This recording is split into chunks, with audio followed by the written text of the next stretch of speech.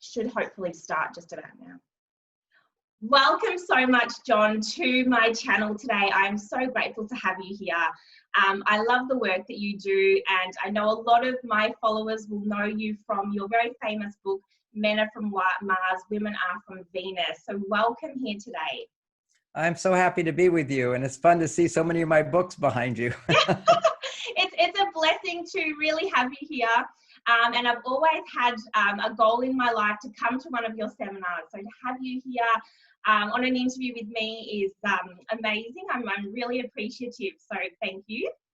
You're very welcome. Happy to do it. And I think we're planning something in Australia where we're going to, you're in Australia, yes? Yes, in Melbourne. Yeah. Yes. Yeah, Melbourne. I remember my time in Melbourne, several talks and seminars I've given there. And we're thinking of having me do it by a big screen in a room where when people are going into the room, they can have a seminar with me and I can be in America. So we're going to try that out sometime. That's awesome. That will be great. I've always hoped you would come here, or I know you go to China as well, don't you? You go to China a little bit. Yes. Yeah. So I always said to my fiance, I said, as soon as I know John's going to China, I must go there because the flight will be, 9 hours for me. So it's not too bad. Yeah. Well, I think I'll be coming to Australia and this at least by big screen and then question and answers with audiences. I think that would be really fun. And I think people will get a lot of benefit out of it. But I'm really happy to be with you today. So let's get started. Thank you, John. Yeah. Okay. So my first question for you today, which I know you do talk quite a lot about, is when we talk about a man going too far over to his female side and a woman going too far over to her male side, which is happening a lot today. What do you see happening in terms of attraction for one another? And what can we then do to bring that balance back into the relationship? Okay, so that's a big question. We could answer that question in many, many hours, and we'll have a conversation about it. But I want to introduce some of the basic concepts here. When we talk about women going to their male side, most women go, yeah, that's me. I'm on my male side. And they identify that quite easily because our society is so lopsided that anything which is ironically masculine, powerful, making money, achieving goals, and doing all that is respected. And that which is feminine is not so much respected. So we talk about women being on their male side. Women are like, yeah, I'm on my male side. And if you say, and men are on their female side, it's kind of like men go, what are you talking about? It's a little insulting to say men are on their female side. So I've heard for years when people read my books, often women will say, oh, I'm on my male side. And occasionally a man says, I think I'm from Venus. But clearly his wife will always say, I think my husband's from Venus. So let's just keep that in mind and as we go. But what are some of the symptoms? If we talk about male side and female side, that can be abstract. I've talked about it for 40 years. And some people say, oh, why are you even saying there's one side or the other? It's all the same. And some people say, well, maybe there are some differences, but actually this is just caused by culture. And certainly culture can condition a woman to be like a man, and culture conditions a man to be like a woman. There's no doubt about culture can affect us. But biologically, we come out with the sex that we are. And men are men and women are women. And sometimes due to toxicity in the mother's womb or when she's breastfeeding, they're called xenoestrogens. Pesticides are called xenoestrogens because they're estrogens that come from external. And these estrogens come into our body and they actually cause a woman's brain to become more like a man's brain, but her body is still feminine. So there's a little confusion there. And helping a man's brain becomes a bit more feminine, but his body is masculine. So regardless of where your brain's at, what you think you are, you think you're from Mars and Venus, you've got 100 million years of evolution that made this body, this digestion, these hormones, these reproductive hormones. Those are all male or female. You come in with that, and that's biological. And so when I talk about a woman being on her male side, what I'm talking about here is doing activities and behaviors and mindsets which stimulate the hormone testosterone. And the female side is doing behaviors, reactions, responses, interactions, relationships, which would stimulate the female hormone estrogen. So why do we say the female hormone is estrogen and the male hormone is testosterone? Because if you've got a body and you have male organs, your body requires at least 10 to 40 times more testosterone in order to experience well-being. And that's proven. If your testosterone levels are low, if you're a man, you'll be in chronic stress hormones that interfere with normal brain processing and put you into the instinctive brain rather than the conscious brain. So you think it's what you feel, but actually it's your brain just overreacting to situations if you're in stress. Now that's one aspect. So men, if testosterone is low, stress is up. For women, if estrogen is low, stress is up. Women need to make 10 times more estrogen. And what makes estrogen is how you relate to the world. If you're in a relationship with your doctor and you feel he's helping you, your estrogen goes up. If you don't have a doctor and you feel I need help and I can't get it, your testosterone goes up. Feeling I need help and I can get it and I have it raises female hormones. There's other female hormones too, but for simplicity, I'll talk about estrogen because we have so much research showing that when estrogen levels are low, women's stress levels are high. When women's progesterone, make it a little more complicated, women have progesterone after their ovulation time, their progesterone needs to be higher than their estrogen, but their estrogen still has to be up there and progesterone needs to be higher. Otherwise, she has stress reactions. Everything is an overreaction. She feels overwhelmed. She takes things personally. She feels depressed. She can feel anxious. She can't be aroused sexually. All those things happen as a result of hormonal imbalance, which is built in. Now, where we have choice around this is if your hormones are out of balance, you can, with wisdom, choose to do things that will increase your estrogen, choose to do things that create your testosterone. However, something's happened in the world, either it was due to hormonal imbalance in our mother when we're born due to toxicity, because if a female, well, I already mentioned that, or it could be just that you are part of the more evolved people on the planet.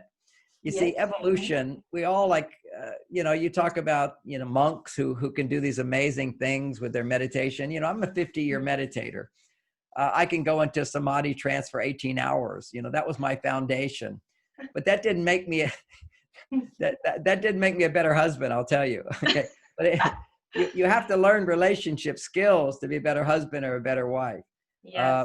But what it did do for me, and not everybody has this resource, so I find techniques to help them along their way, is that if I'm stressed, I can go into meditation and my stress goes away in a very efficient way.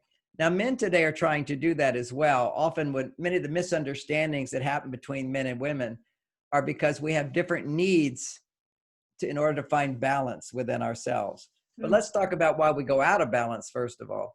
Because if you're a man, to keep your testosterone up means you have to have confidence, you have to work hard, you have to keep your word, you have to solve problems. And if you don't have the training or the support to do that, your testosterone goes down. And then you're automatically, when testosterone goes down, you fall into your female side. And the female side is anytime you depend on something to make you happy. So it could be watching too much sports. It could be drinking too much beer. It could be too much online porn. It could be too much sex. It could too much be yelling and screaming and being angry. You see, what people don't realize is an angry man has very high estrogen and low testosterone. People think testosterone in men causes anger and aggression. And from one point of view, it does, in that if you have low testosterone, you have a greater tendency to be either depressed or outraged, like road rage and being angry. That's what happens to men when their testosterone goes low and their estrogen goes high. Now, what happens if they're challenged and threatened? Of course, it doesn't just happen all the time. And for women, if you don't, you see, estrogen is when I can get help and support, right? You're living in a community of people and they're very loving and supportive and you give to them, they give to you. You got a husband who provides for you. You depend on him. That's all estrogen stimulating. But now, many women, you're not depending on a man for anything. It's often like, why do I need a man? It's another child to take care of. A lot of women say that, don't they? A lot of women say that. Yeah. And see, they don't know why they need a man, because they can do for themselves everything that men used to do for them a long time ago when they couldn't do it for themselves. You couldn't earn money, for example. You couldn't protect yourself if you were pregnant from a dangerous world. Now you have police, you have governments, you have firemen, policemen, all these things. So you're not depending on your husband for these more primitive things that you really needed him for. So what do I need a man for? Well, it turns out, Dr. Maslow explained this last century, that when our lower needs can be satisfied by ourself or our community, we don't have to do much, depend on others in order to fulfill our lower needs, then other needs emerge.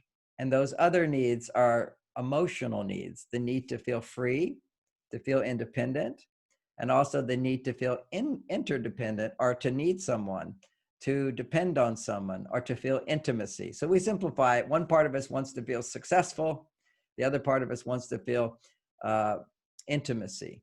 And it's the intimacy generates estrogen, and success produces testosterone. So these are two big needs that we have. Men want to experience the love and the pleasure that comes from enjoying someone. And women want to experience the power and confidence and success from being independent. But the easiest thing for a woman to do is to go to her male side when her female side can't get what it needs. So let's say I need support, and you feel that need and nobody's there for you, then automatically go, well, then I'll do it myself. I mean, how many women have said, Yes.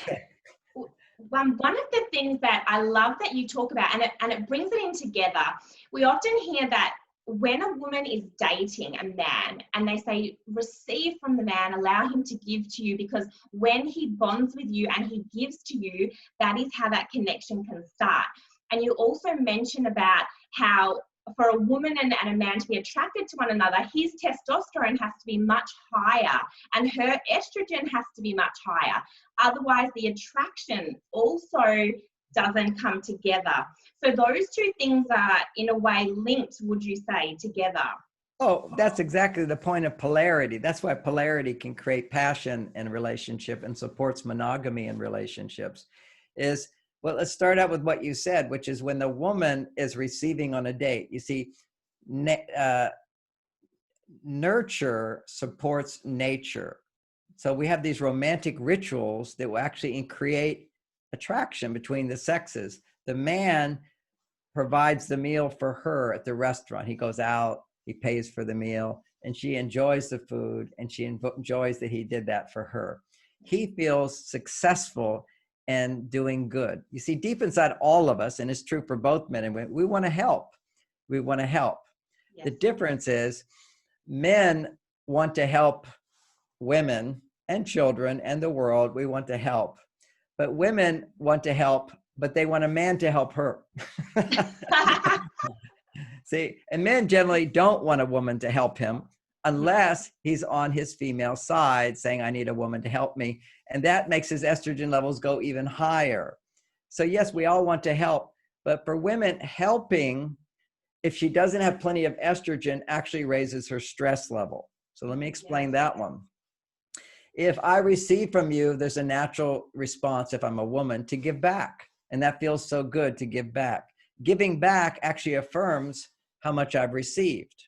And it feels really good. And that's where we get the idea it's better to give than to receive, because it certainly feels better if you have the support you need in your life and then you overflow giving without seeking to get. You see, giving over time empties you out if you're giving to get. Yes. Giving fills you up. If you're already full and you're overflowing, then whatever you get is extra. Yes. So women are so good at giving. That's your easy. That's the male side of you. See, most people don't realize giving is the male side of us. Receiving is the female side of us. We can look at this in terms of one of the things when men's testosterone goes way up is when he does a dirty, dangerous, difficult job to serve someone else. Think of a soldier going off to battle, feeling proud of himself, and the women cheering him on. Look at this amazing guy. He's willing to die for us. He's willing to take a bullet for us. He's willing to go in the ditches for us. You know, this is men. This is masculinity. It gives. But the difference is for femininity, it's about receiving and then giving back. And because it feels so good to give back, women start to think that giving is the good thing to do. But actually, the greatest gift you can give to a man, if you want to focus on giving, is to be a good receiver. And what's a good receiver look like? Well, I woke up this morning and I looked outside. I felt so grateful. The trees are turning to a beautiful color. I took pictures of them. I just felt so happy to be in my life and grateful for my job. I came and did my job today. Feeling appreciation for what you have is a good receiver. The pleasure I get just by talking to you, that I have somebody wants to listen to me. Always, yes. It's delightful. One is my male side gets to give something a meaning and value, but my female side gets to appreciate that I have the opportunity to do that. And you're such a, you've got my books behind you. You said you appreciate all my work. Oh, that makes my day. That's a gift to me, that you appreciate what I've already given to you. And the way I come about these conclusions is, for years, a long time ago, just listening to people's problems and drawing certain threads through them. And one of those threads is what you hear from women almost always is, I don't feel appreciated. I give and I give and I give, and I don't get anything back. I don't get back. Because she's giving to get. If she was giving and not being demanding a return, she'd be very happy. I got to give and give and give. But the reality is her unhappiness comes because she's giving to get. And that's the problem for women, is they don't know how to receive without giving. You see, you give too much. You're too far on your male side. The male side is the giving side. And yes, it feels good until it doesn't. Because as you're moving from your female receptive side to your giving male side, you hit this middle point in between. The middle point is ecstasy, or it feels really good. It's the flow state. I'm an example of someone, I've spent 50 years doing this, right? So I'm in flow almost all the time, I'd say, because I'm serving, I'm selfless, I'm giving. And at the same time, I'm having the time of my life. I love my children. I love my grandchildren. I love my wife. Now, my wife of 34 years has passed. And if I talk a little bit more about it, I'll start to cry because I miss her so much. I love her. But it's been almost over 2 years. I have a girlfriend. I love her. I'm grateful that she's in my life. Oh, I'd be so lonely if I didn't have love in my life, if I wasn't making love in my life. So many people think that just because your spouse dies, that it's a violation. You're betraying them to move on in your life and be happy in your life. And that's a challenge for people, because if you're happy moving on, that means to the primitive brain that, then that means I didn't love my wife. Yes. No, of course I loved her. That's why I went through the whole grieving process and had a lot of pain. But there's a point where you heal the pain, and then it's time to move on and get back. If a child falls off the horse, you put them back on. You got to get back on the horse and get what you need instead of drowning in your sorrow. So you process your feelings, but you get back up on the horse, you get back out there, and you don't feel guilty for being happy. Because, when your partner's not there anymore, the primitive brain thinks, well, I'm unhappy because I lost them. And if ever I'm happy, that means I don't miss them and I don't care about them and they weren't that important. And that's not what it means at all. That's what the primitive brain thinks, because the primitive brain goes, the reason I'm in pain is because I love them so much. So if I don't have pain, then that must mean I don't love them so much. No, the reason you have pain is because you have an attachment. It takes time for the brain to redesign itself, to open itself to receiving love from another source. And it doesn't mean I don't still feel all that love in my heart. I'm just so grateful that she's been in my life. I look around my house and all the beauty of my house is because of my wife. She's the one. Says, she gave color to my life, and it's still there around me because she doesn't go, and that's called healing. But the polarity, we talk about soulmates, and the polarity is I find this woman, or we find each other, and she is, through some magic, whatever it is that pulls, magnetic forces that pull us together, she is a perfect expression of the female side in me that maybe is underdeveloped. And through loving her, it can develop in this body. Through loving her, and that's through giving to her, that's my testosterone side. then her receiving my love, that's her feminine energy, and my being able to provide that, whatever it takes, so she feels good, she feels happy, and she feels love. She's appreciating me. When she appreciates me, then my brain has a mirror in it. And suddenly I begin to get in touch with my own female side that appreciates me, and I can love myself. So being in a relationship helps us to love ourselves. But we first have to love ourselves before we're even ready to be in a relationship, at least to a certain extent. If you go to a relationship out of neediness and desperation, if a man does that, oh my gosh, he's way on his female side. And if a woman does that, she'll be too needy, and the man will feel, I can't make her happy. Because what men will say is, no matter what I do, it doesn't make her happy. And then they're out of there. And women will say, I give and give and give, and I don't get back. So he doesn't know how to give. He thinks he's this great giver. No matter what I do, doesn't make her happy. He doesn't know what he's doing. You know, I could take any man, you know, who wants a divorce, and they say that, and I say, okay, what do you do? Then I have to point out to them, what you did is worthless.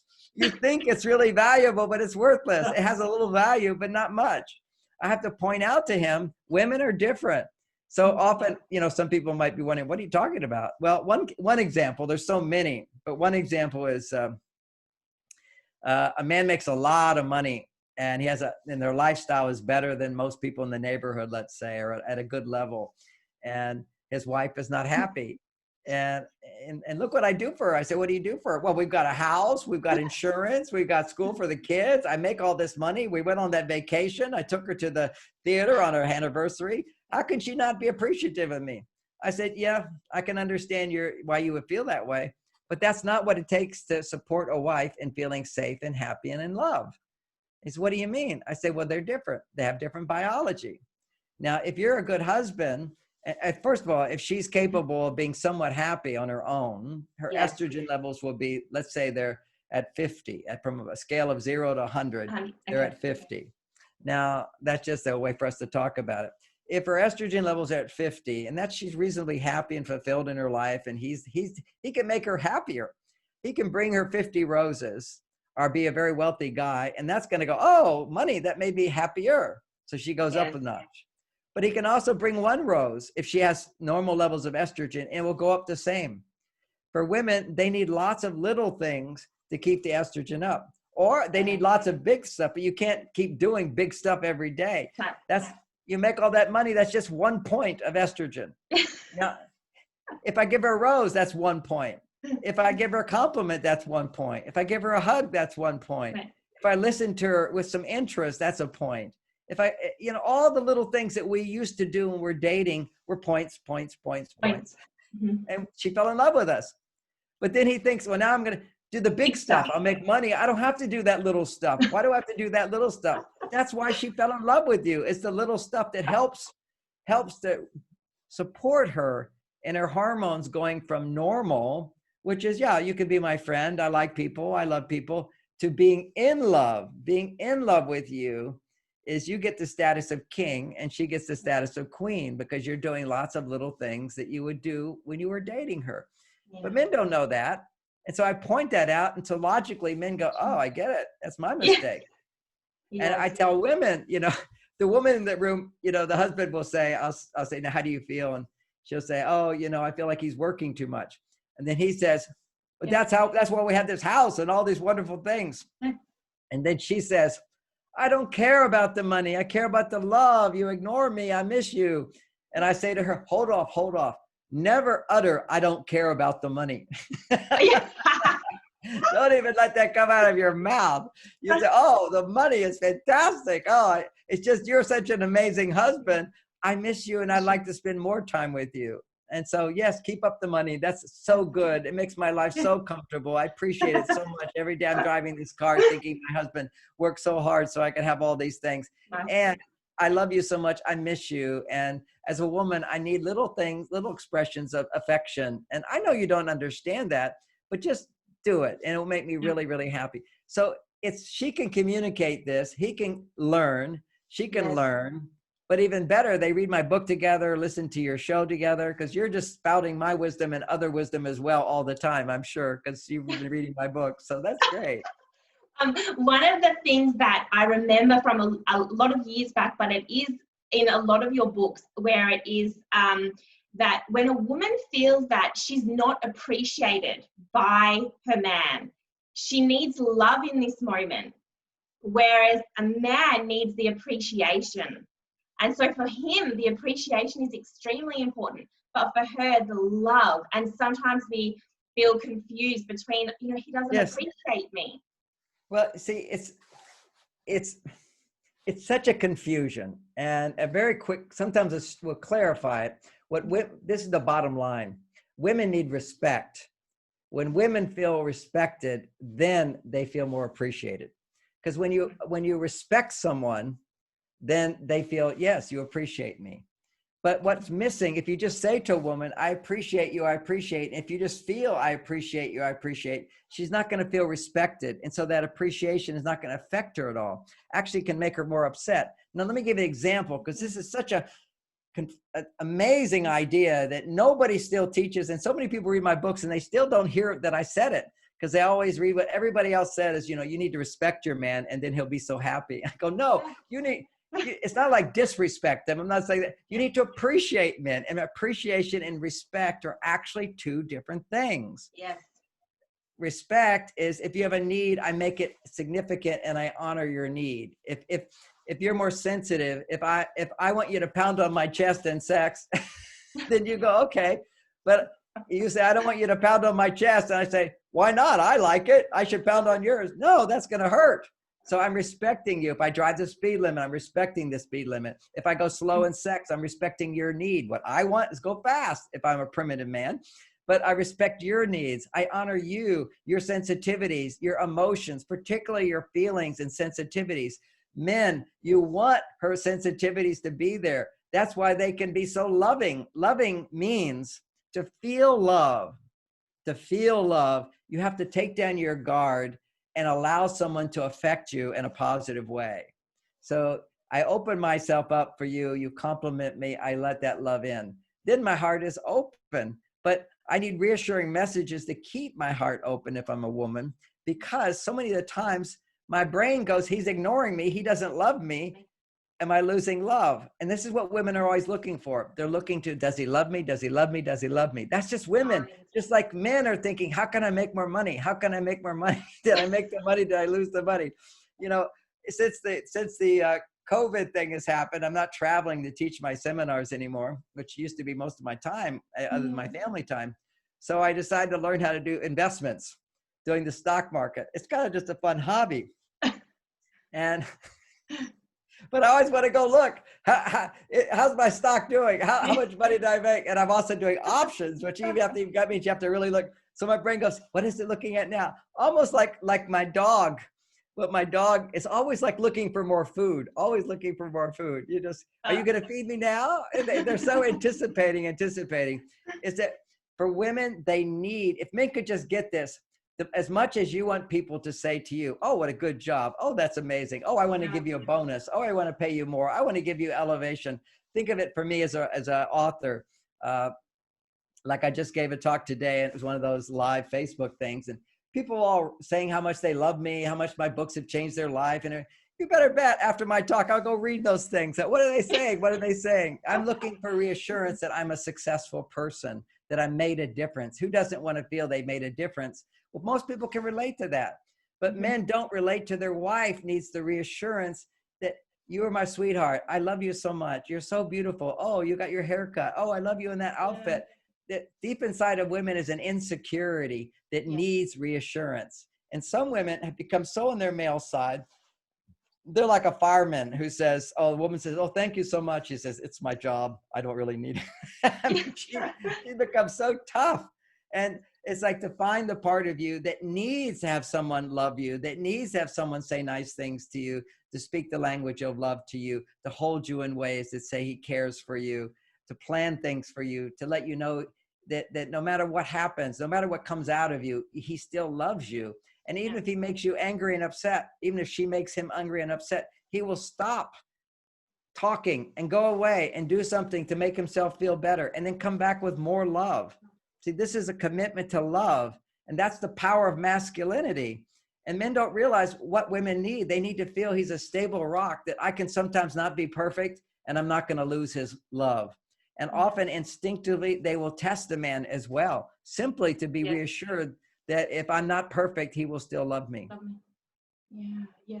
One of the things as well, I feel that, and I hear you talk about it a lot in your talks too, where we think that, or in society, it's thought that a man as a male, and it's linked with anger. And then for a female, for her to be on her feminine side, people link it with being submissive. And I feel that these two thoughts then create this resistance to wanting to learn about it, wanting to understand that, and wanting to try and come back to this female side because of these beliefs, which perhaps are even old-fashioned or taken back from old times as well, and then what's talked about today. You know, what's so interesting is you hit it right on the nail. That's pretty much a lot of the confusion people have, which is why I love the book that you have highlighted there, the Beyond Mars and Venus. That's what my latest one on relationships, because it clears up the hormonal differences between men and women. And most people associate masculinity with violence, and masculinity is never violent, okay? It's men who have too much estrogen that become aggressive and become angry and become mean. All of that comes when a man's estrogen levels are too high and his testosterone is low. He's an insecure man. And unfortunately, we associate that with masculinity because these insecure men were often the kings and the kings and the rulers and whatever. And why were they so insecure? Because people didn't appreciate them when they were royal birth. And so they didn't have to earn. They didn't have to do something to get love. See, males need to do something to get love. Females need to do less to get love. Okay, it's very important. Remember, I talked all about just a few minutes ago, if you give to get, you're going to your male side. And women, that's going to make you feel empty. What do women say? I give and give, I don't get anything back. That's because you keep giving and giving. That's what emptied you out. Yeah. If you stop giving so much and learn how to receive and appreciate what you get, and that will increase, what happens is you're coming back to your female side. But it doesn't mean being submissive, although there's something called yielding. Yes. Yielding to the point of view of someone else. Think about a couple that have learned how to do traditional dance where the man leads and the woman follows. You know, we can all be followers. You mentioned, thank you for your followers. We've got John Gray here today. I follow many people. Following is our female side, leading is our male side. Does that mean a woman can't some part of the day be on her leading side? Yes. But on her following side, she needs to make sure she has that part of her, which depends on others for her well-being and not just herself. But we can't, the extreme female, extreme masculine, that wouldn't be good either. We are a balance of both. So in the appropriate situation, we follow.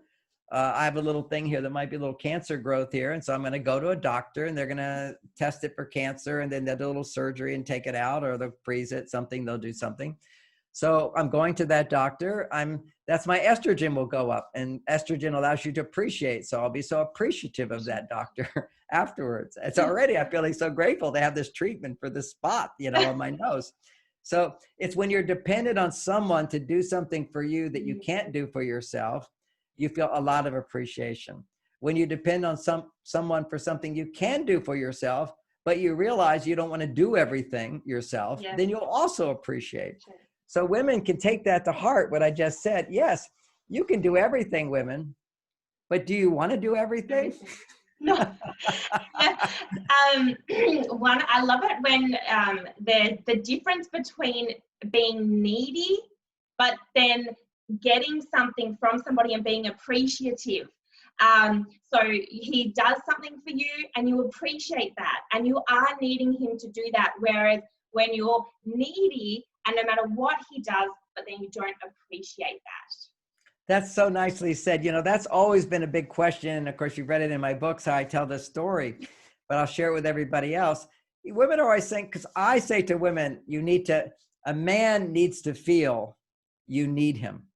Because if you don't have any needs, then you have no appreciation. if you are hungry, you need food, and you've gone for a few days with no food, and I come along with some food and water for you, what are you going to do? Thank you. Goodness gracious. Thank you so much. Because it's only by feeling I need that we can actually access our love. Now, people will say, oh, no, I don't have to access love. I go, oh, love's a concept for you then. You don't even know what it means to feel love.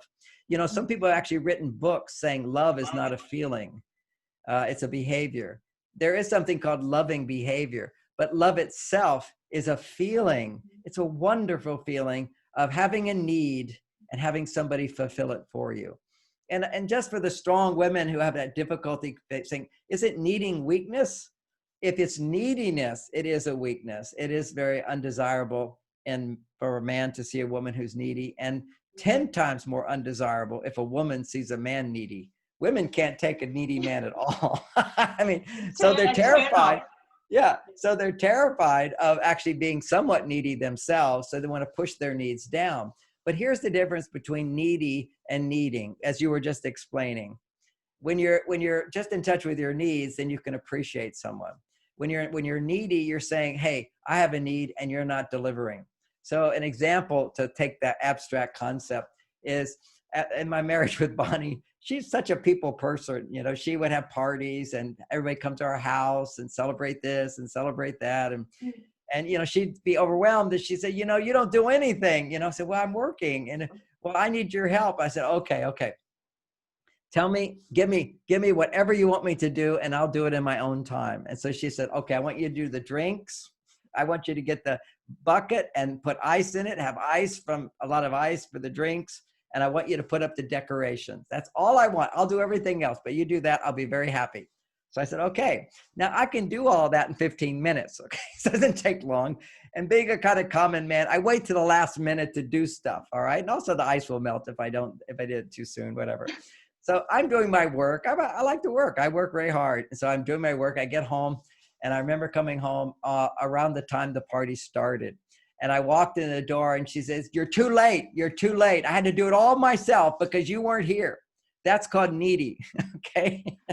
And then she went from there to, I came home a little earlier, almost at the same time at another party. And she was like, I can't believe you're late again. Why aren't you're not late. And then I said, but I can still put up the decorations. And she says, yeah, you can. Or don't even bother. I said, no, I'll do it. But I got no credit for it because I was late and it came in late. Then another time it happens and you know, she's working on herself as well. You know, we're both always growing and learning to love each other better. And I'm sure afterwards she reflected on, gee, I'm sure that wasn't a very good message because men always respond to positive messages and negative messages push testosterone down. So the next time I came in late. The party people were already arriving at the house. There are no decorations, no ice, no drinks. And she said, oh, you're here. Oh, you're here. There's still time. You can go to the store and get the ice and the drinks and put up the decorations. Then I did it. And from then on, I'm always on time. Amazing how she trained me. You train a man with positive reinforcement, just like you open a woman's heart by giving her reassurance again and again and again. You know, when it comes to negative messages, whether it be a man or a woman, the brain of human beings remembers negativity more than positivity. It tends, because see, if you have to remember danger, something that was painful, to avoid it in the future. And so our brains are wired to remember most the negative. And so if you want to counteract negative messages, which stop people from growing in love, you have to give 10 times more positive messages. And women don't realize how devastating a complaint is to a man. If you complain to him, it just knocks his testosterone down. Ironically, if you get upset with a man over little things, he thinks, my gosh, you know, there's nothing I can do to please her. If you got upset over something really big, he'd understand it. Well, that makes sense. I get it. I'm so sorry. But, you know, you say you left the glass in the sink again. I can't believe you did that. How many times do I have to tell you? You kind of go, why are you getting so crazy over that little thing? And the why she is, because she's not crazy. It's just that she's probably asked him 50 times to take the glass out of the sink. And now the glass in the sink no longer is a glass in the sink. The glass in the sink is a message that she thinks means he doesn't love me. He's not there for me. I can't trust him. Well, clearly you can't trust him to take the glass out of the sink every time. but you can trust this guy with your life.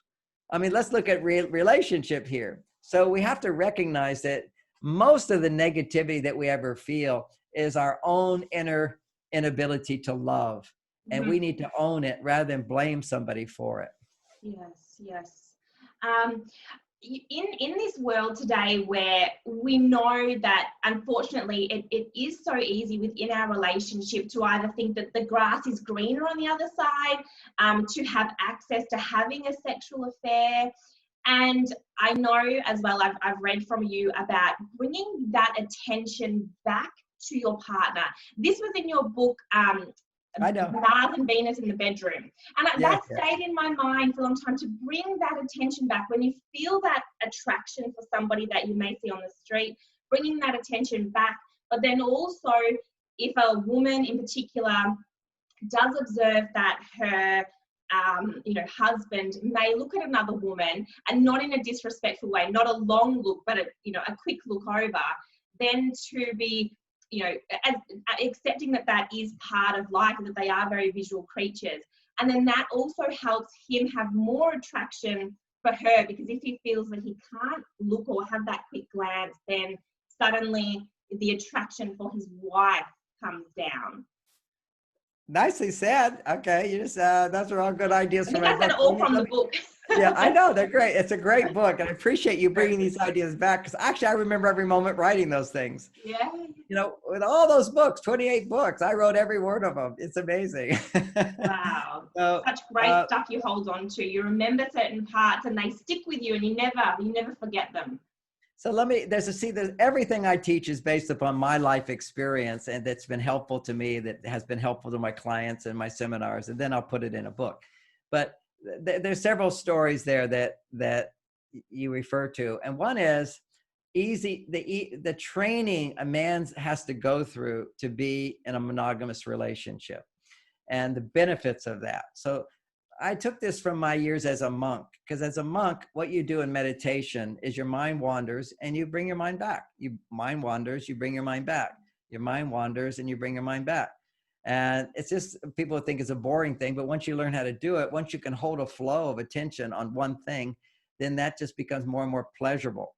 So once you train the mind to stay focused, it just becomes more and more enjoyable. It's just like a kid playing a video game. You know how focused they are. But what those kids need depending upon higher and higher stimulation. Whereas when you're meditating, you're not depending on any external stimulation. You're able to be relaxed, which would normally be boring to other people, but internally just focusing your attention on one thing, not deviating. And now you get this wonderful flow. That's how I can write those books, by the way. I sit in, I write 12 hours a day for a few weeks and I'm done with a book. So that's because I had 9 years of this long meditation. I trained the pathways in my brain to focus. So long story short, I'll shorten it. What happens, I learned from meditation how to bring my mind back. So the same thing is how you train in the meditation, they call it, in the Far East, they call it the monkey brain. It wanders around like a monkey. But actually now scientists say the DNA of most of our brain is like a monkey. Monkey see, monkey do, conditioned responses, go this way, we go that way, we react. So we want to be able to have the front part of our brain, which has the only human DNA is up in the forehead, could control other parts of the brain. So in meditation, I pretty much learned to control the monkey part of my brain as a celibate monk. But then I learned to, when I started being sexual, activating all those instinctive things inside of me, how to train that brain. Because see, the monkey brain and the instinctive brain in a male is designed to propagate. It has plenty of sperm. It can go out there and have sex and make lots and lots of babies. That's what it's designed to do.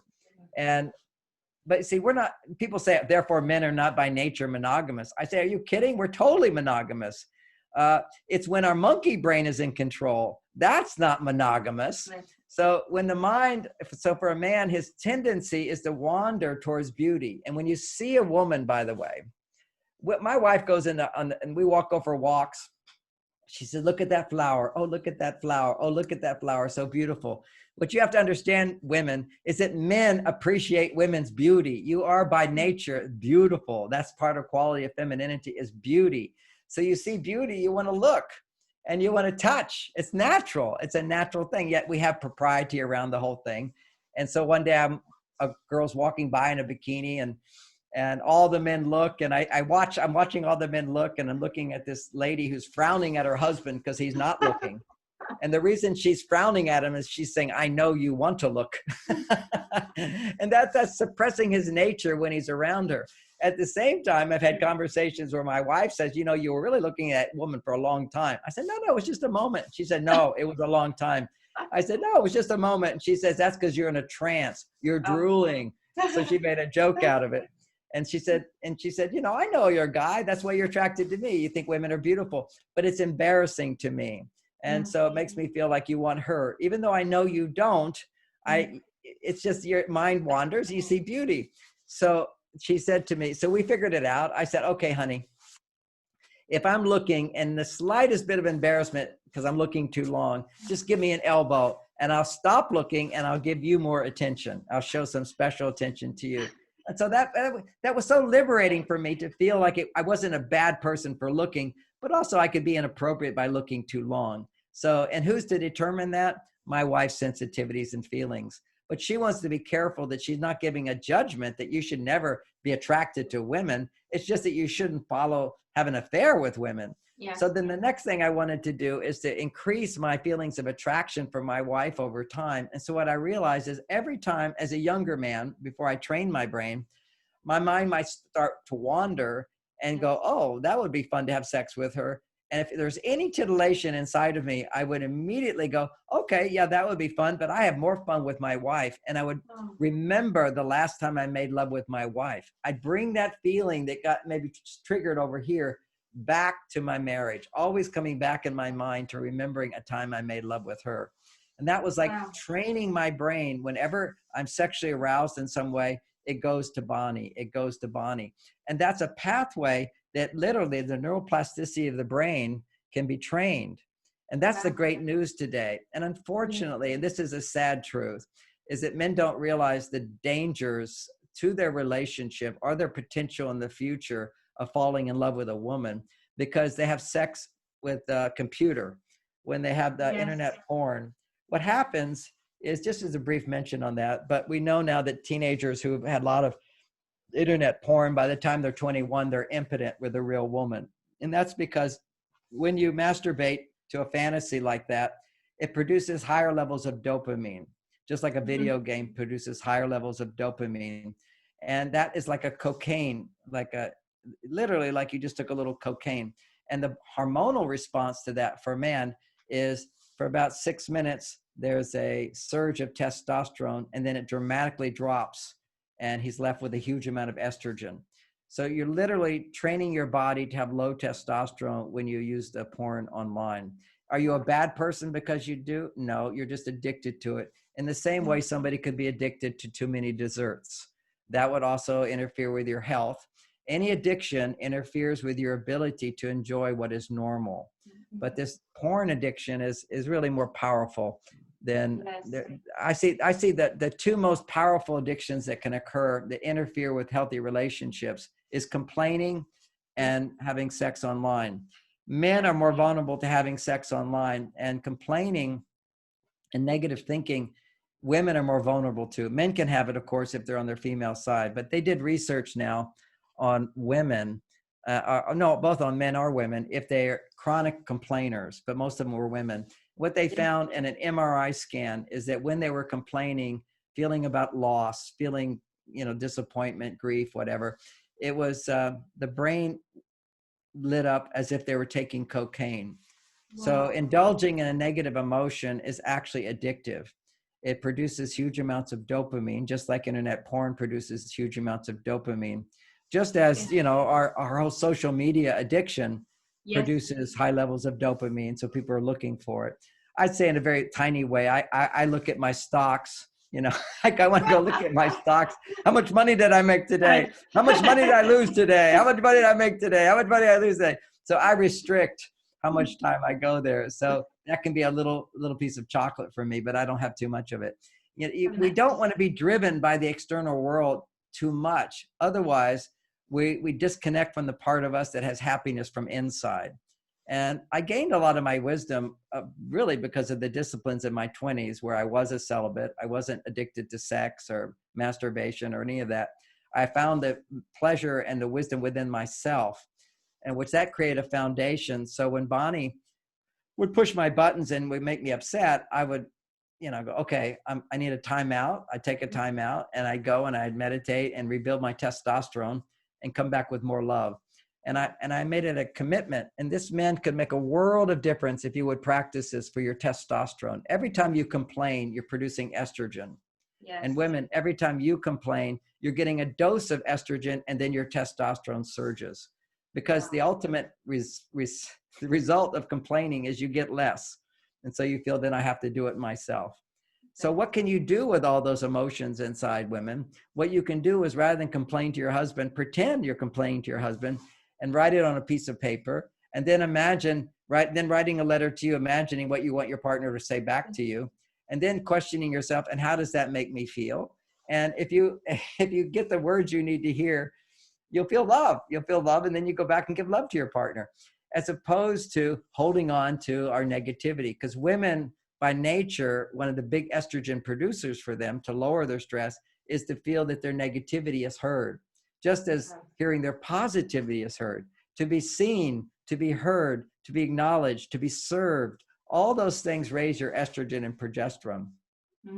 And so you can process your emotions without having to tell him. And then women go, well, how am I getting him to change? Change yourself. He will automatically change. Or if you're changing yourself and you didn't get a change, the one you want, then you ask.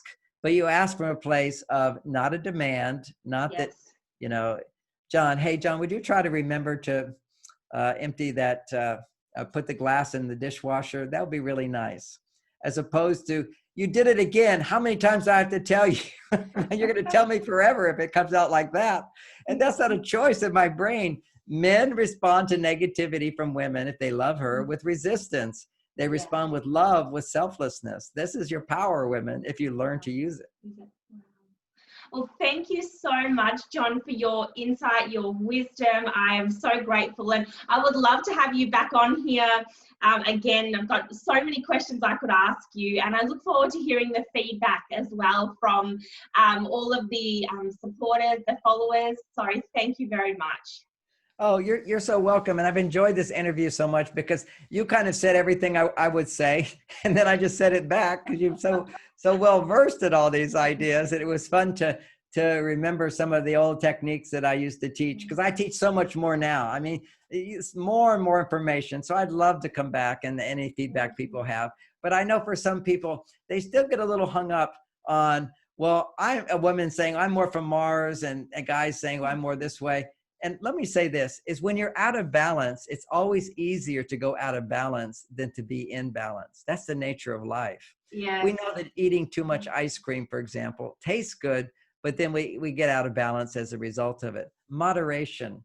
So if I describe things and women go, well, I'm more of a man. You're not a man. You need to find the female side. It doesn't mean you're weak. It doesn't mean you're needy. It means that you'll find more love and happiness. And how do you do that? By creating situations in your life where you're feeling you're doing what you love to do, you enjoy doing. And anytime you're overwhelmed, stop. Ask yourself, why am I doing this? You'll say, I have to do this. And at least take this moment in a mindset and say, and why do I have to do this? Because I want to do this. And why do I want to do this? Because I care about this person. Okay, and at least bring it back to, I'm doing what I love to do, that I'm in charge of my life. Nobody else is in charge of your life. And you always have choices, and you make your best choices, and gradually you start making more choices in your life where you feel more supportive. And you also learn how to ask for help and get that help. And I want to invite people to come to my website, marsvenus.com. And there's a free class I teach there. It's called How to Get Everything You Want in Your Relationship. Come on in and take it. It's really quite wonderful. And everyone, John goes on Facebook Lives, which then get put onto YouTube. They're not every day now, are they? I think they were like Monday to Friday, but I think they're less now. Yeah. I did 60 shows in a row, and I said, I think I want to get a life. so now I do about an hour and a half every Thursdays at Pacific time, 10 o'clock in the morning. And then I do about an hour and a half after that of answering people's questions. So that's always available. And you can see the backup ones, the recorded ones on YouTube as well. That YouTube only has part of it. Yeah. Thank you so much. Yeah. Thank you, John. Thank you very much. I'll just stop. I'm gonna just working that out. Time went so fast.